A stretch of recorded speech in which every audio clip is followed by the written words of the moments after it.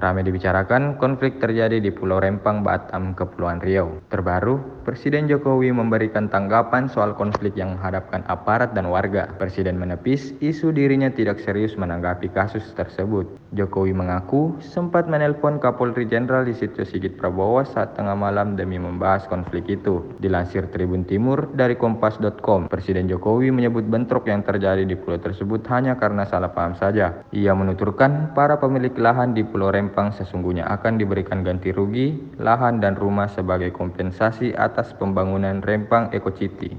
Namun Jokowi menduga lahan yang disiapkan itu tidak sesuai dengan keinginan masyarakat sehingga menimbulkan bentrok. Mantan Gubernur DKI Jakarta itu pun heran karena persoalan miskomunikasi seperti itu sampai harus membuatnya turun tangan. Jokowi pun menekankan bahwa tidak boleh ada aksi kekerasan oleh aparat dalam proses pembangunan proyek strategis nasional atau PSN.